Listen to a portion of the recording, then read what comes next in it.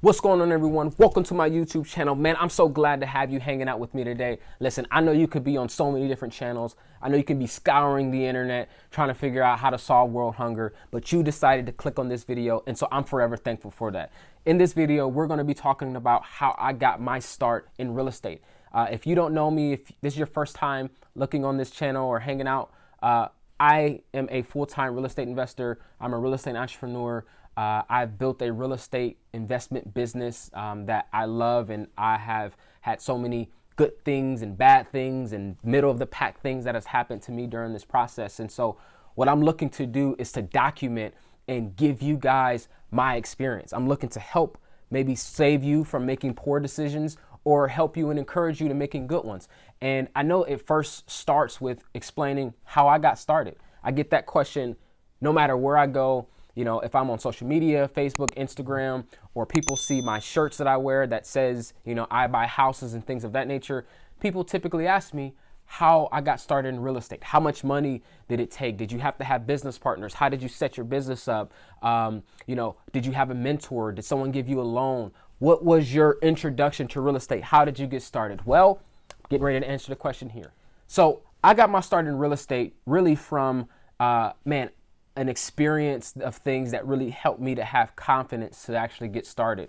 And so one of the things that I want to do with this video is not just talk about my experience, but also talking about the pivotal moments and the things that happened during my experience. And so one of the biggest things that I had happen was I was exposed to real estate and real estate investing at a job. When I was in college, I worked as a leasing manager for student housing property. And a lot of my role meant I was handling the operations of running a residential or a multifamily housing complex that housed college students.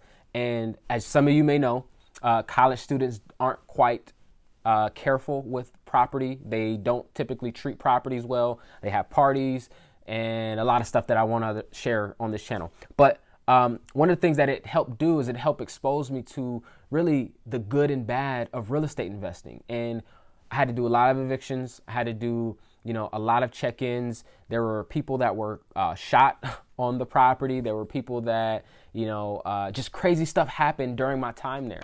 And what continued to happen is I would see that the owners of the property, they would come hang out in the leasing office and ask me how I was doing.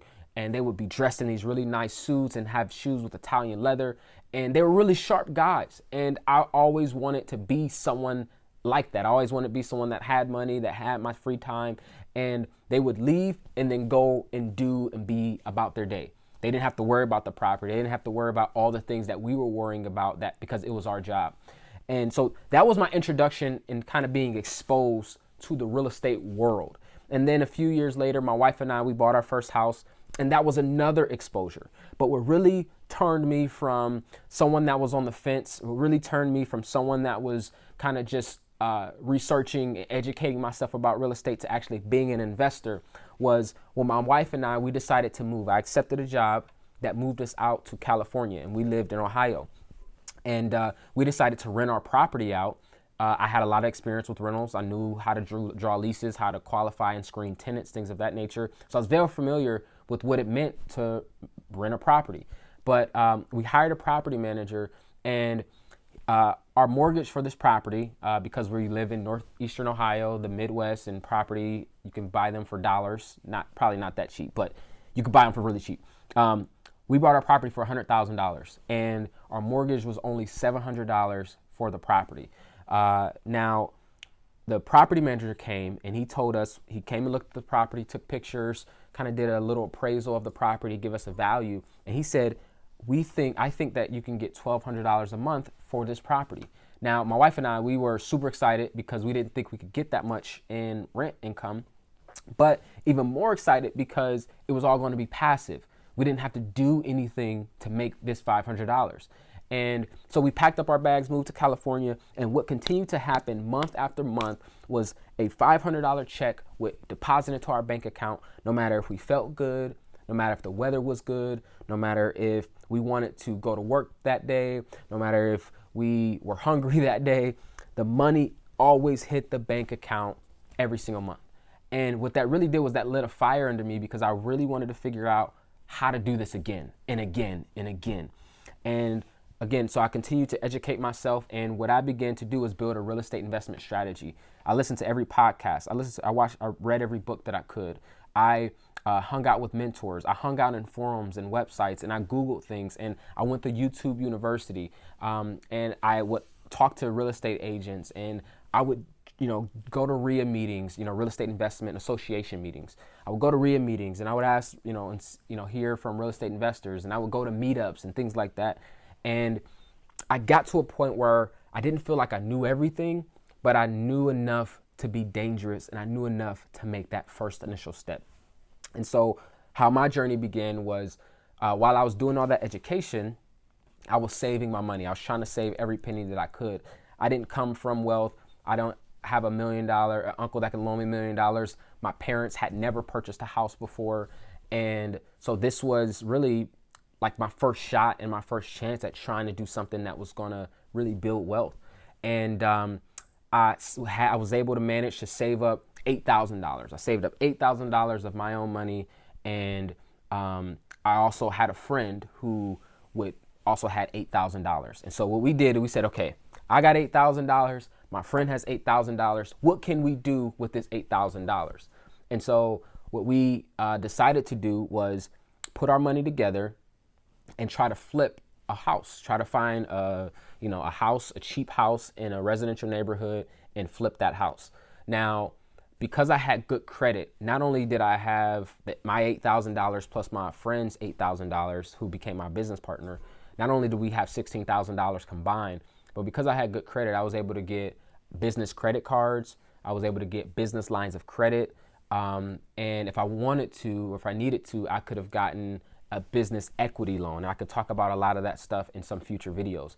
But because I was able to get qualified for all of those things, all I needed was my $8,000 and good credit. And I was able to get enough credit that would approve me for, that pretty much I had enough credit that I could have enough money for the repairs, material, as well as the labor. Now, we found a house. We managed to find a house that we paid $14,000 for, so right up under our $16,000 number. And what newbies do, we always underestimate, I really should say, what the repair costs are. We underestimate the time commitment it'll take to actually do the repairs. We overestimate how much money we're probably going to make. And that's exactly what we did on that first project.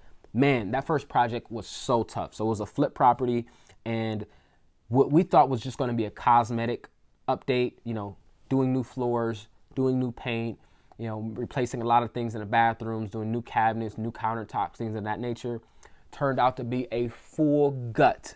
And when I say full gut, the upstairs and downstairs was to the studs, as well as had to do a ton of things in the basement, ton of things that, a new roof. There were so many items that we didn't account for that we had to repair that, pretty much by the end of the project, we made no money. We were glad to just break even, get all the money that we put into it out of it, and move on to the next one. And some of you may be asking, man, if you didn't make any money on that first project, which we didn't, by the time we paid in, other, the interest on loans and credit cards that we had, by the time we paid closing fees and realtor fees and things of that nature, we just broke even. And what was true, though, was that we realized a lot of the mistakes that we made during that first flip project. And a lot of the mistakes that we made were with the contractors and hiring bad contractors and losing money on contractors. And, there was one experience where we paid a contractor. Don't ever do this. I gave the contractor 50% of the money up front and never seen him again. And because I didn't do my due diligence in getting references and references and previous customers from him, couldn't find the guy. He changed his name, changed his number. I feel like, the address that I had on file wasn't working. So he ran off and scattered with our money. And so I can go into experience about how we lost and how we made mistakes on that first flip project. But what remained true for us was that by the end of the project, it came out really nice. And I'm going to show some pictures of what the house ended up coming out. I'm just flash a few pictures up. But the house came out really nice. It came out looking really good, much better than we thought it would have come out. And by the end of the project, we felt that we had a really good understanding of what we needed to do better on that next project. And so for us, that just repeated and continued to be our cycle. So flipped another house, made some money on that second house, flipped the third house, made some money on that third house. And then eventually what we did was I was able to pour all of the money that we made as well as bring in other investors and bring in other partners. And we purchased 16 single family homes at once. Now, these 16 single family homes were all in the Akron area, and I'm going to get into it because we structured a seller financing deal that was, pretty much a deal where we turned the seller of the properties into the bank. And so we structured a cool deal that we could own and manage the properties and collect all the rents, and the properties made a lot of money and things like that. And that kind of was the launching pad. And so now today we're continuing to flip, and we wholesale, and we have rental properties and things of that nature. If you want to see more details around the properties, you can just go to ibestohio.com. The entire portfolio is on there. Some of our flip projects are on there. But what I want to encourage you guys to do is, my first flip, I didn't make a ton of money. I don't have that story that says I flipped the house and I made $100,000. That is not my story. My story is the underdog kept going and eventually won. And I learned from my mistakes. And a lot of the mistakes were financial that I made in regards to the particular property, or losing money from contractors, or underestimating repair costs, things like that. But that is my experience, and I lived to tell it to you today. And so, again, I do this business full time now. I love it. It's something that I believe I'm going to do for the rest of my life, whether it be full time or in a capacity where it's more passive. Whatever capacity I'll do it in, I think I'll do it for the rest of my life. And so that is my story. That is how I got started in investing in real estate. Now, the onus is on you.